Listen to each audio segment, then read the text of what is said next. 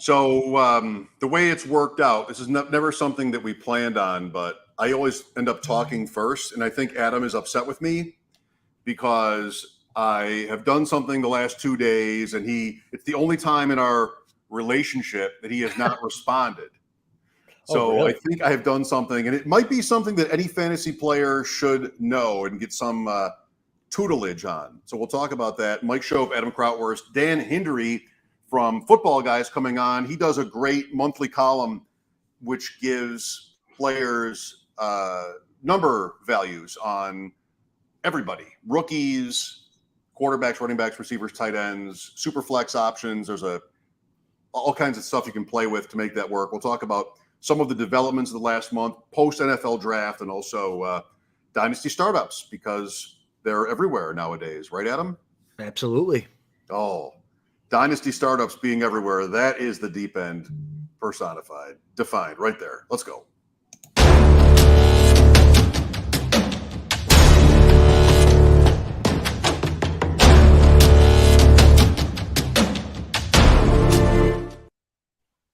So what comes between spouses or friends in any close relationship? Often it's a puppy.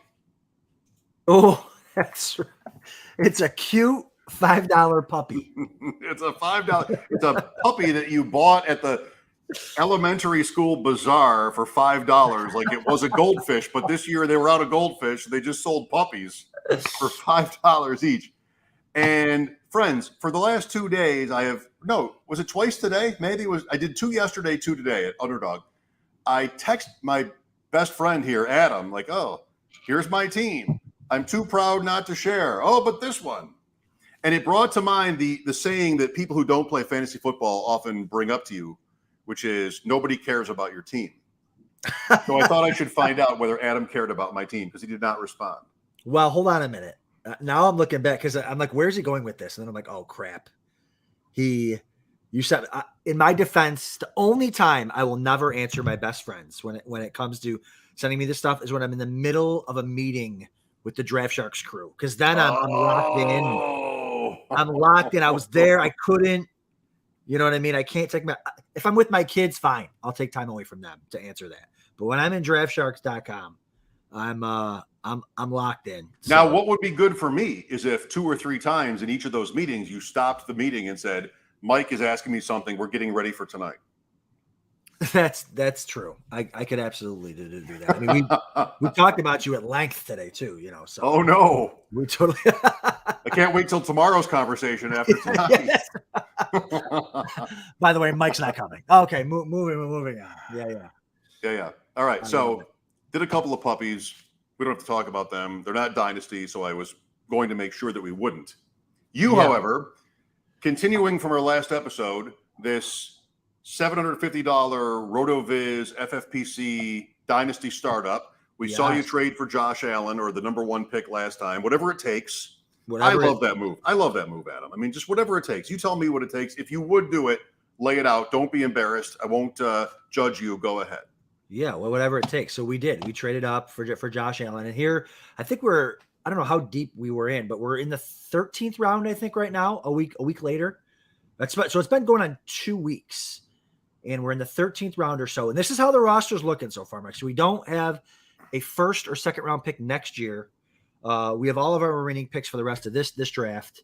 And this is how it looks. And I got a couple, so right now we're going basically superhero RB with DeAndre Swift. We went crazy at receiver. So this is, again, to remind everyone, this is a RotoViz Triflex. So this is, you have to start 3 receivers. This is over at FFPC. You have to start 3 receivers, and then there's 2 flex and a super flex. So you can start up to 6 receivers.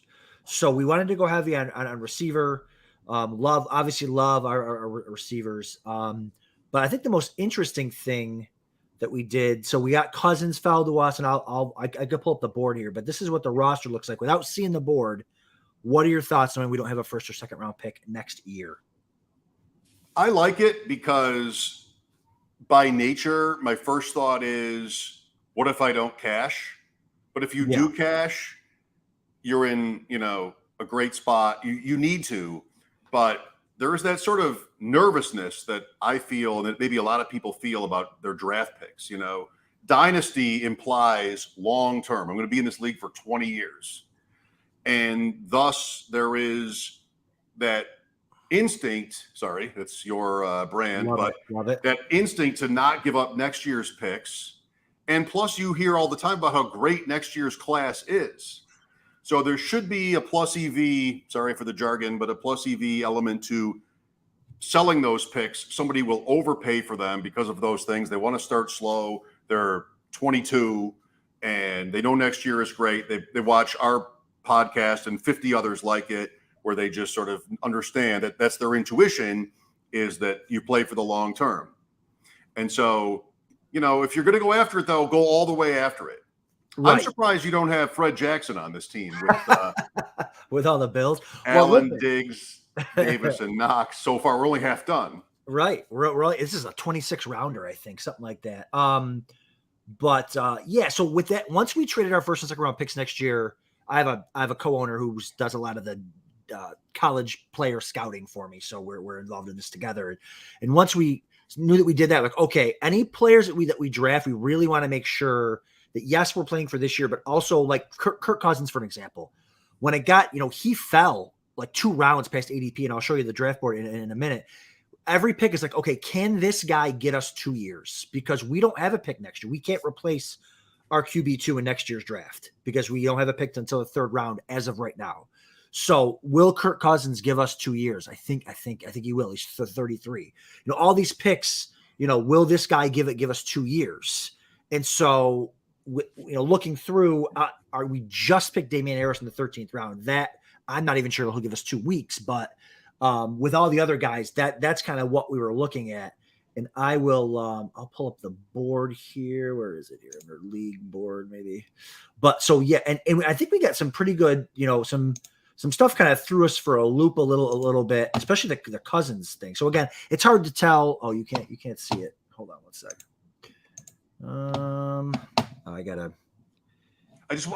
I'll say this while you're scrambling.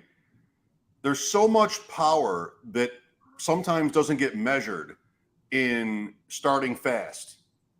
And you've got 4 or 5 guys in this league, if not more, who intend to be good this year. Their plan is at least it includes winning this year. At least one of them won't succeed. And in the middle of the season, if you have somebody young, what I would do with the rest of your draft, probably if your lineup's all set, is draft kids and do the same thing that maybe a long-term player, so to speak, is doing, and be able to turn those players, if you don't like them for some reason, into current assets. There's so many running backs right now in Dynasty that are on the older side. There's a lot of value in that because people think they know to avoid them. Right. So I feel like you could add Derrick Henry at the trade deadline. You could add Kamara or Cook at the trade deadline. Yes. And as long as you have enough, you don't have the picks anymore. So as long as you have enough youth to do that, you have half the draft left. Yeah, half the draft left. And I think we're probably – so we just took Damian Harris. And unfortunately, so I'll start here and I'll move backwards. Gets to us, we got run running back, and that's Swift. And it's like, okay, we tried to trade with Parkania, who just hates us. He either rejects our offers immediately or sends back the worst. Sorry, Parkania, if you're listening, the worst, like, he doesn't want to trade. Those trades are unreasonable. So we offered. Wait, time out. He only hates you if he knows you. Or he hates everybody. He either hates everybody or he knows you or us and hates us. So he might hate us. He might. I mean, I have a personal exception for you. Okay. I have not been able to imprint on him at all. So I see. So our plan was here. The plan was let's get the pick after ours. Let's go Damian Harris and Ramondre Stevenson because it's best ball also. So it's like, okay, we'll have one of them should be fine to go along, and then we'll just keep pounding young running backs, hoping that one of them hits, or again we can trade. It was either the conversation we had was do we do this thing here for Damian Harris or Ramondre Stevenson, or do we just take the best player available, knowing that after the draft, we're going to make a trade for a running back? And I think we decided to, no, let's see if we can do this Damian Harris Stevenson thing. And it didn't work. We couldn't trade with Parkania, and Hookham immediately took Stevenson before we even got a chance to offer him a trade. So, so that backfired. He just had to have Ramondre Stevenson. He had to have. Now, I will say, Ramondre Stevenson goes in the 13th round, according to Fantasy Mojo ADP. Damian Harris, we got him a round after. I don't love Damian Harris. He's our RB2.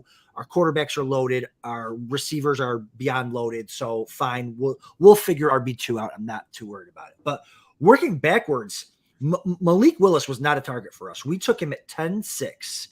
He was not a target for us. It gets to our pick, and we're talking about everybody but Malik Willis. And then I look at the ADP. Malik Willis' ADP was like 6'4". And I'm like, so now I'm like scouring, like, is he dead?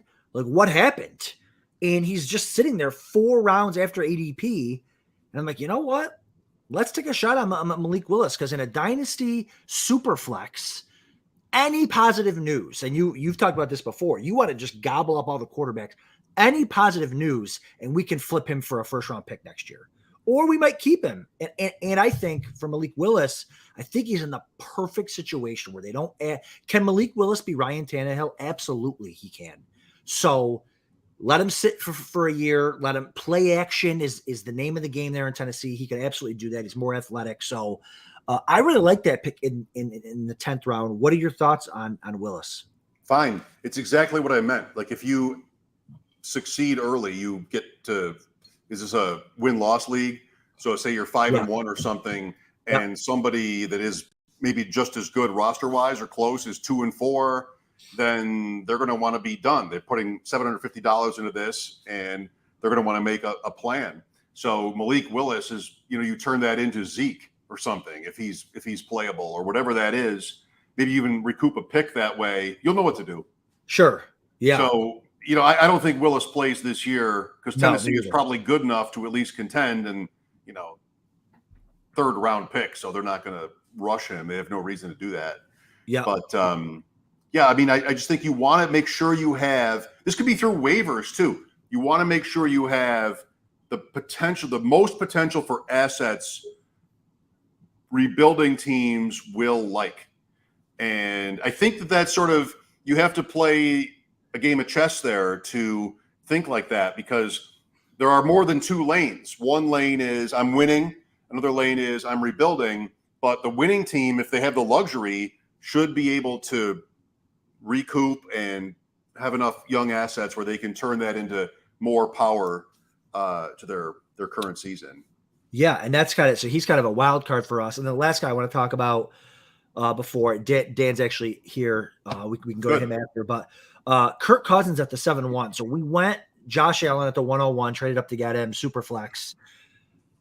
And so it gets to the 7-1. Now, again, our plan was to kind of wait until like the 9th or 9th, 10th, go for like a Daniel Jones, maybe get Jones and Goff to kind of pair him up with Josh Allen. Hopefully we get a couple years out of Jones or Goff to hold us over till 2024. That's, again, if we don't make a trade for picks in 2023, something like that. But then Cousins fell a round and a half past ADP into our lap. And I really like him as QB20 in Dynasty. Like I said, can he get me 2 years? I think he can. He's got the weapons there. They got a new old coordinator there that's going to want to pass the ball more. Again, super flex. Like, I like the idea of having him there at the 7-1. I wasn't planning on it, but he kind of fell into our lap there. Well, fine. He's interesting because at the beginning of the offseason, I would have bet a lot that he was not going to still be on Minnesota. Yeah. But he is, and he'll be 34 pretty soon, which is maybe a little bit older than most people would guess on Cousins. He's more of a win-now play. Yeah. But I like him. I mean, you say they might throw more. They probably won't throw less. Right. The defense was pretty terrible, though. And so if that's better, that can contradict the other point. But I'm fine with Cousins. He's sort of a middle play that can tip. You wouldn't want to draft Cousins on a flat rebuilding team. Right. No. And I think on yours, he works. And that's why it's so interesting. Like, these ADPs, like, players drop past ADP, but like you said, if there's a bunch of teams that are planning for the future, they're just because Cousins isn't even on their radar. You know what I mean? And so I think that's another reason why I like building to win now, is because I can take young guys that I think can, not maybe super young that are super developmental, but I can take guys that I think are younger and can still hit, while also taking the win now guys. And I think when you're only doing that play for the future, you're passing on guys that can help you win now. So that's how the roster ends up looking. We got a lot of work to do at running back. We can do that through trade. We can do that. Maybe it's getting late, but we can do that through the draft here with maybe some handcuff backs. Guys that we were counting on, like Alexander Madison, went like 3 rounds earlier than I was hoping for, which kind of we weren't expecting. But it's best ball here too. So we got the Cousins, Irv Smith stack going on. We got the Josh Allen, Stephon Diggs, Gabriel Davis, who we weren't really targeting, kind of fell to us, and Dawson Knox. So I like the stacks. I like where this is headed. We just got to get a little running back luck. Please don't label me, everybody watching, all the millions of you that are in the chat right now. It's 12 players, and 9 of Adam's players have the same 2 bye weeks, because they're all in Buffalo and Minnesota. So do not label me bye week guy. It is a dynasty startup, but he has no quarterback or tight end as we speak for week 7. I found your draft room name. Bye week guy. I'm draft guy. You're bye week guy. Bye week guy. Well, you could spell week a couple of ways. You could spell bye a couple of ways. Maybe we can make that work. Let's bring in our guest. He's waiting patiently. Do it. Backstage. Dan Hindery, FootballGuys.com. Dan, we've never seen each other, I think. I've talked to you one time on WGR, and I just want to start by saying I hope you know this. Maybe I flatter myself to think that you would, but your monthly Football Guys column is really, like I told Adam, when we get to the end of the month, one of the first things I think about it when it comes to the fact that there's a new month coming up is Dan's going to have a new dynasty value chart for me to look at. So I'm a fan. Thanks, Mike. Thanks for having me on, Adam. Nice to meet you for the first time. Nice to meet you too. Been a fun month. We have a lot of fun dynasty stuff coming up at Football Guys. I don't know how much I'm supposed to say, but we're actually gonna be incorporating some of the dynasty trade value stuff into the other apps. So you'll be able to import your league, and it'll automatically have your settings and roster and everything. And then we'll have projections for future years and everything else too. So that's what I've been working on the past month, and it's been really fun. Kind of made me look at some of these dynasty values, kind of check some assumptions along the way when you're starting to project out multiple years and start thinking about how many years does this guy have left. So it's been a really fun process the last month. So is that with Simon? Yep. Working with Simon. So okay. I'm doing the inputs and he's doing all the coding.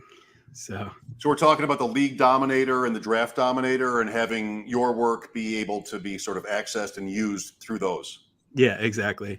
And it's going to be maybe a little bit different calculation. So like I said, we are projecting out future years and kind of doing a multiple projections with a different percentage chance of each one hitting, and then calculating value-based drafting on that. And then also kind of, projecting out a number of years with a certain discount factor too. So I think it's going to be really cool. Really excited to see when we get that out. Well, I've kind of introduced you to Adam today. I said, I want to talk to Dan Hindery and then sort of talk to Adam about you a little bit. And Adam, I don't know if you have like a first question from some of our conversation. You do. Good. I do. I have absolutely a first question. So Dan, I love Dynasty, but I'm not a high volume Dynasty guy. So I always find this so fascinating because I play high volume, high stakes. I love getting Dynasty guys in here. And the first question I always want to ask him is how many, I don't want to get too personal. I don't want to ask your weight, ask our your first date. How many Dynasty leagues are you in? So I was actually just checked recently. I'm in, I think, 38. Oh, I love it. About a third of them are best ball. So I am kind of having to set a lot of lineups during the year, which is the only kind of part about it I don't love. But I've been doing it for about 12 years, and I end up adding 2 or 3 each off season. A couple along the way have folded. So Usually do 2 or 3 startups each year. I just got my first one in last month. Nice. Do you ever first question, and I'm gonna let Mike take No, over. you're good. Do you ever, and don't be ashamed, okay? Do you ever just kick a team back and say, you know what, this team is irreparable? Because I'm totally not the guy that, and again, I don't play a ton of Dynasty, but I'm not the guy that likes to take on a challenge of rebuilding a broken Dynasty. No thanks. I'm in 50 leagues that I can try to win with. And you almost look at it as like a portfolio. Like if the stock is dead, just get rid of it. Do you do that, or do you like rebuilding kind of broken teams? So I guess 2 things. Number one, I don't generally quit leagues. I maybe quit 2 total in the last 12 years. And that wasn't even roster based. It was just more like, the people would kind of show up for the draft and then you wouldn't see anybody for, just dead leagues. Yeah. But unlike some people, I'm not big on picking up rebuilds. I like to just draft my own team in the startup, which, I do appreciate those people. It's like a necessary thing to have people taking over the orphans. Yeah. But that's just never been my thing. I've had to do it. I picked up an orphan in the Football Guys staff league. But other than that, I'm not really a guy who picks up many orphans. Yeah, if the crowd is what you want, then you take it. If you want to be in the group and you weren't in the group before, then you take it. And there's no tax write-off for these terrible teams that you want to dump. You want to dump the bad stocks, but you can get a little bit of a bump in the taxes. We don't have that in fantasy football. I say, if I may chime in, if I want to bail, but I know it's going to be awkward socially, I'll take the slightest social factor to do it. Like just, oh, well, and then I'll be very secretive about it, Dan. Like I really don't want to talk about it, but I'm going to have to move on. People use I'm in too many leagues excuse. I can't get away with that if I'm going to keep adding podcasts and more leagues. Like I can't actually pretend that it's too many leagues, but I will, make a slight into a big deal, at least privately. And then there's my exit door. Yeah. Blame the commission is always a good out.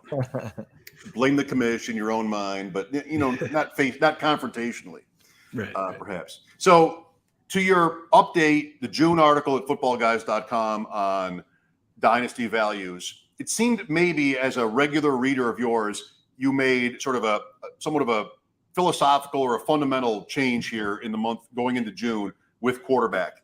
And maybe you said, you know what, we've got to bump all these guys up. You have this elite group of young quarterbacks who are so important in fantasy football. Is that kind of what happened? Yeah, and that's been kind of the part of the process of doing these projections out into future years. Because, I start looking at it and it's like, you start projecting out into next year and, Brady's gone and some of these others. And there's just such a big gap between these top guys and replacement level. And then the top quarterbacks are so young that you can't be like, oh, this is going to end in 3 years. You start projecting out year after year. And even when you start kind of, I'm going to put a bigger discount factor to favor current values, no matter how I did it, the quarterbacks were just surprisingly high. So it kind of made me, want to dig into it a little bit, talk to Adam Harstad about it to kind of get his take. And his take was basically, I guess, a couple of things. Number one, he agrees that, I was probably a little bit too low on quarterbacks. There are a couple of things that make it a little bit more complicated. One of the things he pointed out is that these really big seasons have been, you think they're going to keep going on, but a lot of times these quarterbacks will have the one really standout year when they're really young, like we saw with Lamar Jackson. Mahomes had the huge year, and then they don't repeat it. They kind of come back to the pack. So that did kind of make me question it a little bit. You start projecting out Josh Allen or somebody like that. There's no reason to expect his numbers to come down. But then again, you could have said the same thing about Aaron Rodgers in his prime too. And he had some really big down years in his early 30s. So I don't feel great necessarily about projecting players to just sustain elite performance at the position year after year. But even if they come back to the pack a little bit, some of these young guys who are putting up big passing numbers and big rushing numbers, there's really no reason to think that they're not going to keep giving you a big edge every week after week. And I guess part of the other thing too, one of the things that made me kind of come back to this a little bit was this idea of the 2021 and 2022 rookie classes. We had a few years there where it just felt like we're getting a couple new superstar quarterbacks every single draft. And it's like, all right, 2021 is going to be another one of those. You have Fields and Lawrence, and these guys are going to be right there with Josh Allen and Mahomes and, at least a couple of them.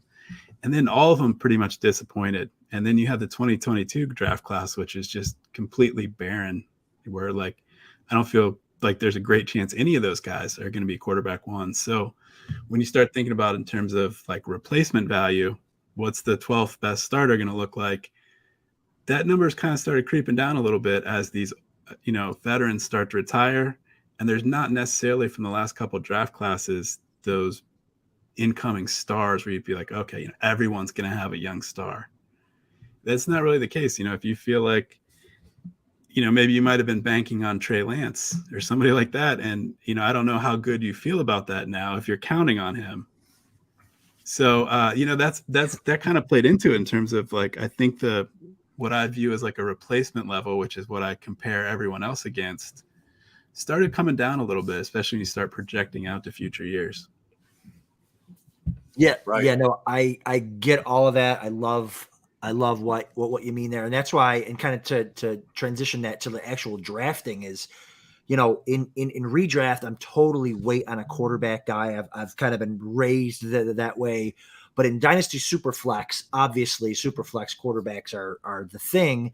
But even in non-Superflex, I love the idea of having one of those locked in young stud quarterbacks. Now you don't have to, especially in single quarterback leagues, you don't have to touch. If you've got one of these top 5-6 guys, you don't have to touch that position. Think about it for years and years and years. And like you said, it's so much hard with the replacement level of when are we going to get a good quarterback that's going to come out again? You just don't know. It takes a couple of years to develop. I completely agree with you. Yeah. And another thing too, that you've kind of noticed is it feels like in recent years, the wide receiver prime years have gotten a little bit shorter. We've just seen so many guys hit 29, 30, and they're just done. That hasn't been the case at all with quarterbacks. So again, when you start projecting out multiple years, you just feel so much more comfortable saying, Josh Allen's going to be great when he's 30, but, do I feel the same about, T. Higgins or somebody like that? The Olympics will be on the moon before some of these guys are starting to enter their regression phase. It's a great feeling if you have them. It's as you write in your article, it does move around. The running back point in time we're at right now, where you have half a dozen or so first round running backs in fantasy football almost aging out, but they're not yet because their teams have paid them. So it's the next wave of running backs are probably coming in, and maybe next year will be a year to want to invest heavily there. It's so interesting how it changes, but that's important, Yeah, we're in kind of this real in between where we had those loaded draft classes, like the one with Kamara and McCaffrey and Mixon, right, and all those guys. And the year before that, I guess Fournette was in that class too. Yes.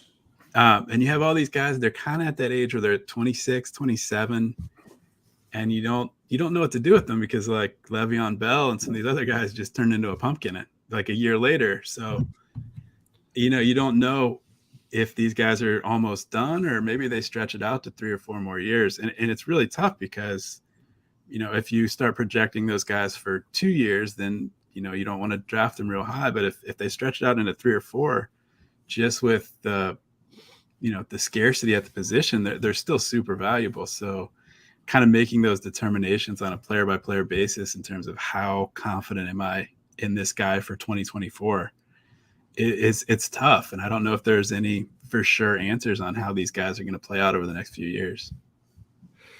Yeah. And to kind of that point, I know Mike has spoken on this podcast a couple times about how, and I don't want to, maybe I'm blowing out of proportion, but he's not a big super flex guy because he feels like, it's always quarterbacks up at the top, and it's kind of boring, which I totally understand. But there's something about starting a dynasty draft or even a super flex draft with what, there's a strategy out there where I can build around like quarterbacks last longer. They're kind of more predictable to be in the top 10. They don't get hurt as much. Even with the FFPC with tight end premium is like, Kelsey's been doing it forever. Kittle's been around for a while. Generally, a lot of even tight ends kind of last a little bit longer, I feel like, than running backs. I like any strategy that doesn't force me to take a guy that I can't project out for 2 stinking years. Like, because you're right. You can't with the injuries and the, I get the scarcity. Like you get a top running back and they're good and they're really important. But it's so hard to get those guys. Like, let me just start a team with back-to-back quarterbacks, and then that's a viable, solid strategy. And then I don't got to worry about the projecting running backs for 2-3 years. Yeah, I completely agree. I think in Superflex, especially this year, there's such, I'd take probably 6 or 7 quarterbacks, the top 7 picks probably. And before I get to, Chase and Jefferson and Taylor. I think where it starts to get iffy is when you get close to that 1-2 turn. So like in the last draft I did, I pulled the 112 and it's just like, man, do I want to trust Deshaun Watson here?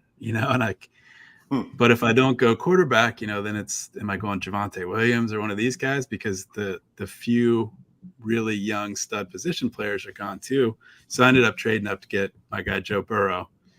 And paid a lot to do it, but it just felt like I want to start my team with this quarterback who I'm going to have for 10 years. Yep. And, you can't say that about if you sit there and take, Tyreek Hill's 28 or something, like if you don't go that route, it's really hard if you're not drafting a quarterback. And I didn't really want to deal with the Deshaun Watson stuff. So he ended up going 112 with the pick I traded away.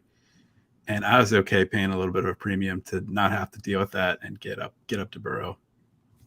Adam, I'm thinking of Scott Connor, also in Ohio, by the way, who there you go. Came on our show and he said, you do whatever it takes to get 2 of those quarterbacks in a Superflex startup and just like, blank check kind of thing for those guys. Dan, so we don't keep you too long.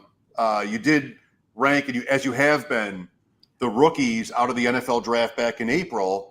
And how challenging has that been? I mean, Breece Hall seemed pretty cut and dried by maybe March.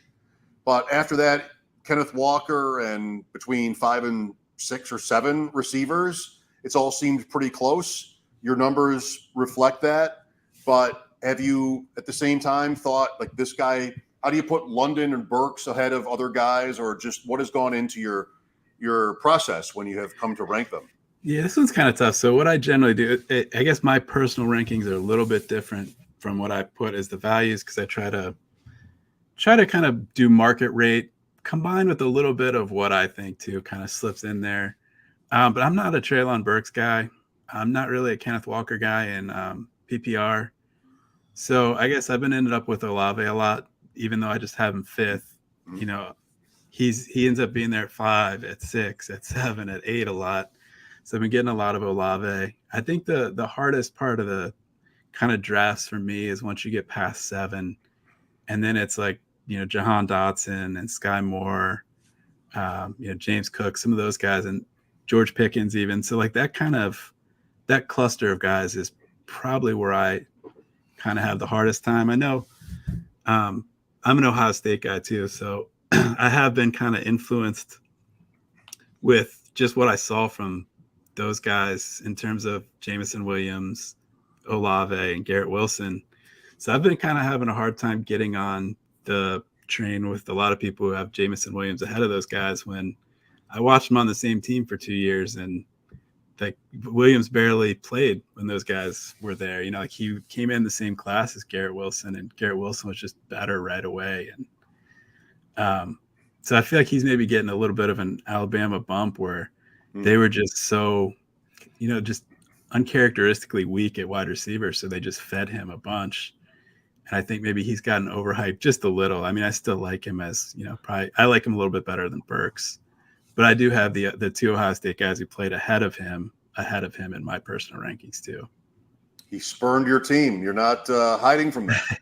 Well, yeah, I mean, I like him. It was a great choice for him. He was just, he's the wide receiver 4 on the team behind, Jackson Smith and Jigba's coming next year. And, and Jigba came in as a true freshman and beat out Jamison Williams. So it's like, I don't know if I want to I'm trusting my eyes just because I watch every Ohio State game. So I've seen a bunch of them, and I've always actually liked Jamison Williams. And I think it's great when guys transfer and, get into a better spot to showcase what they can do. Like Joe Burrow did the same thing, and I never held that against him. So like, definitely don't hold it against Jamison Williams. It's more just like, I know he wasn't better, in 2020 than those guys because he wasn't playing ahead of them. Did he in 2021 make a big leap that those guys didn't? Or was he just kind of in a spot where he was the guy and Ohio State had 3 guys who are all going to be top 12 picks and they're kind of splitting it up a little bit and maybe not shining as much in terms of individual stats as he did? Dan, I'm gonna put you on the clock here. Are you ready for this? Yeah. Okay. Jamison Williams so this is a Superflex rookie draft. Jamison Williams or Sky Moore in a 3rd round pick?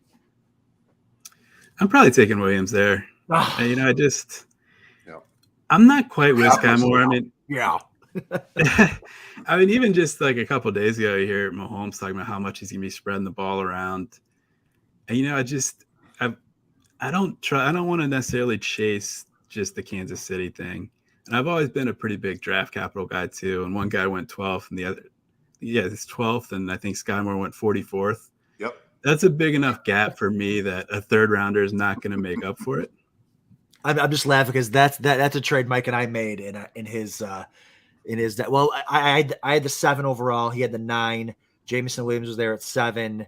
I got Algier. You got Algier. Algier. So there it is. So it's Algier and Sky Moore in a super flex for. You know what I'm guilty of? Like I sensed there was a little bit of a palpitation in the room about Jamison Williams, and so I don't know if this is true of you guys, but when you're the commissioner of the league and you're hosting, whether it's at my house or on this occasion at a golf course, like I'm just more interested and worried, I guess, about the group and the event than I am my team. I really don't want to win a league like that, at least very often, because then I feel like this is probably old for you guys, but Mr. Mom, where Martin Ball hosts this little Olympic event at his house and he has to make sure to win it, and Michael Keaton trips. Like, I don't want to work like that. I'd rather have the friendships. So yeah. I'm not going to sabotage my own teams, but I'm happy to make deals and make other people happy. Well, it sounds like you ruined a friendship with that trade, Dan, is what it sounds like. So I don't know. Ours. Well, That's right. Good thing we have a contract, so there's nothing you can do about it. All right, Dan, what a pleasure it is to connect with you. Good job on all these articles. Really enjoy them. And good luck. Continued success at Football Guys. Yeah, thanks a lot. Thanks for having me on, guys. Thanks so much, Dan. Dan Hindery. Awesome. Great stuff. I love those articles he writes. So, all right. So are we okay, or do we have to talk some more about where we're at? No. Personally. Oh, no. Listen, we'll survive. I think we'll make it. I think we'll absolutely make it. One of the things I feel contractually obligated to show, just because I do, is Draft Sharks also offers. It's not going to be my high school yearbook. No. We'll get there though. Draft Sharks also has the same type of thing that Football Guys is doing with the dynasty rankings. They've got the 1 year, the 3 year, the 5 year, the 10-year projected. It's all based on like an algorithm that they put in for percentages based on, when the certain positions peak and all that type of stuff. So it's really cool. Dan made some great points. And just to kind of even go in here and look at these quarterback rankings, it's like, I know Draft Sharks a little higher on Trevor Lawrence than others, but if you can lock into one of these there, he traded for Burrow there. If you can lock into one of these top 6 quarterbacks or 2 of those top 6, I think you're sitting pretty for years and years to come. So I think that Dynasty's cool. Superflex is cool in that way that it values the quarterback. I feel like a little bit more. Well, I'll add to that. So what I prefer about Draft Sharks, and this basically we're trying to do apples to apples here, right? And so there is like the upside. You can shift toward upside and do different things with what your goals are, the 1 year, 3 year, 5 year point. Yeah. You can do a little bit more of that here. Yeah. And I love the logos too. I mean, the logos add a lot for me. I mean, I was little mini helmet guy, and, just always with the logos. So that just gives, I think subconsciously, is an advantage. And so I like this site and Jared's analysis and Matt's as well. I like how this sort of looks. The Football Guys rankings are much more data driven, and you want to be careful. And I'm certainly not meaning to put them down because they were where I started in terms of fantasy. But it's more data driven. You want to make sure everything's up to date. Like you could see a dynasty rankings page where some guys haven't updated in maybe more than a month. Yeah. And so, Dan is why I reached out to him is he's a regular thing every month, and his values app based thing is updated constantly. So and I think that's great that they're doing that, and this is the first year the Draft Stars is doing it too, and I think it's good that sites like this are figuring out better ways to do it, and I think that's awesome. And I'll say that in the past, Draft Sharks Dynasty hasn't been the best in the world. I'll say now it's fantastic, and they've worked very hard on it. We've worked very hard on it over there. And you can run your drafts like so many people. I mean, thousands, if not tens or hundreds of thousands of drafts are happening March, April, May. Yeah. And you can use the Draft Shark software to guide you through your draft. The Football Guys, like that was the first one that I sort of found and got into, but they're not often ready by now. So I'm not sure where that stands this year. But Draft Sharks is up, like linked to Underdog. Underdog is, running the room right now. Yeah. Right now. Right. And with Draft Shark, you can link up to your team and Underdog and sort of have them by your side, so to speak, in drafts. Speaking of Draft Sharks and Football Guys, we should have Lenny Papano and Joe Bryant on the podcast and they're the OGs. They've been doing it since they're the longest standing since the late 90s. They were the first in, and they're still doing it strong, and they're still both going great. Congrats to Joe Bryant. He just got inducted into the Fantasy Football Hall of Fame. Yes. Good for him. I met Joe in Canton last year for the first time. Yeah, I've met Joe a couple of times. Yeah, great guy.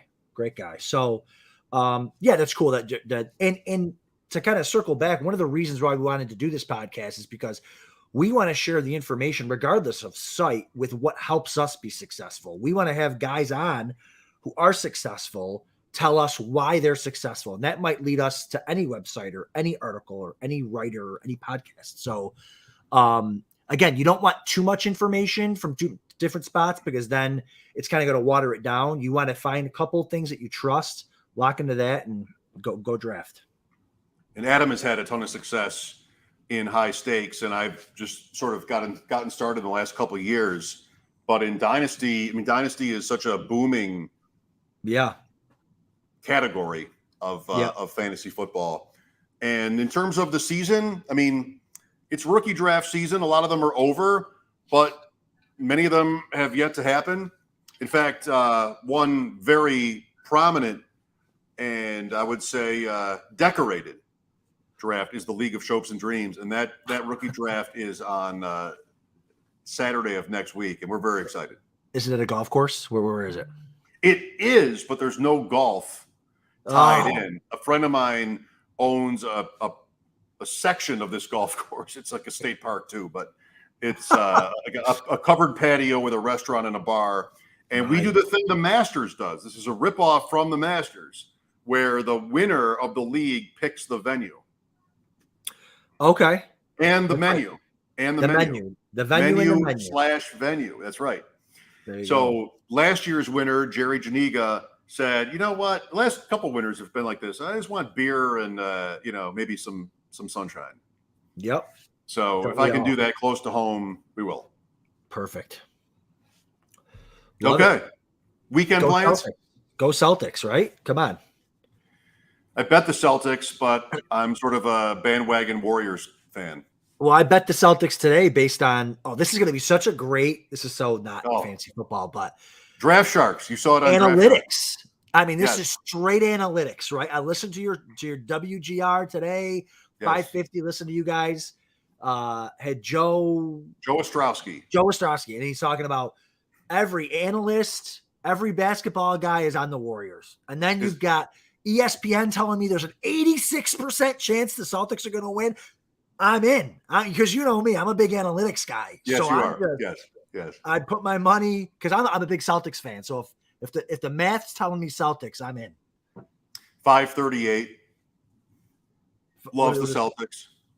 538. What is that? 538.com. Oh, 538.com. Yes. Loves the Celtics. Yep. So I'm on the Celtics too because who cares? I mean, if it was the Grand Island Vikings, I'd have to bet against them. It's 538, and BetQL favored North Tonawanda. You want me to reach out to Joe to have him on here? Like I would. Here between us, I don't think he plays fantasy football. Like we've talked about it. I've been on his show a couple times, but I think he would. I want to have him on just to talk about over-unders with teams and to figure out like who the good teams are, who Vegas says the good teams are, the bad teams, the scoring, the prop bets for the players to figure out who Vegas thinks is going to do. Because Vegas knows everything. Like no one knows more than Vegas. So if Vegas has certain guys higher than maybe we think, that's something to think about. So maybe Tuesday? Yeah. I mean, I'll be here Tuesday. So if Joe's good to go, I'm in. Better suited for dynasty than for high stakes. Here's how we can make some money. Are all the prop bets out for NFL, like yardages and touchdowns? You only heard part of his segment then today because he wanted to know what we thought of Gabriel Davis at 125-1 to lead the league in receiving yards. Okay, I did hear a little bit of that. I like him more, not that it matters. I like him more for any type of touchdown bet than yardage bet. I think he's more of a touchdown guy, but that's what Joe kept saying. Oh, did he? Okay. I mean, listen, you want to put $10 on Gabe to lead the league. I'm more of I know this is not alpha, but yes. I'm a bet the unders guy. I want a sprained ankle to make me money. So I like to bet unders with especially with season long props. But if Diggs goes down, God forbid, please don't go down. Gabe Davis could smash. So.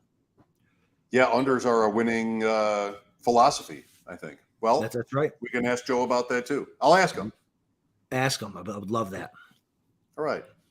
Thanks, Adam. Thanks to Dan. Thanks, everybody, for watching. At DeepEndFF1, at Shope Talk, at Adam_Krautwurst. They're both 10 letters, _ and Krautwurst. Have a good weekend, Adam. We'll see you next week, maybe with Joe. Absolutely. See you guys.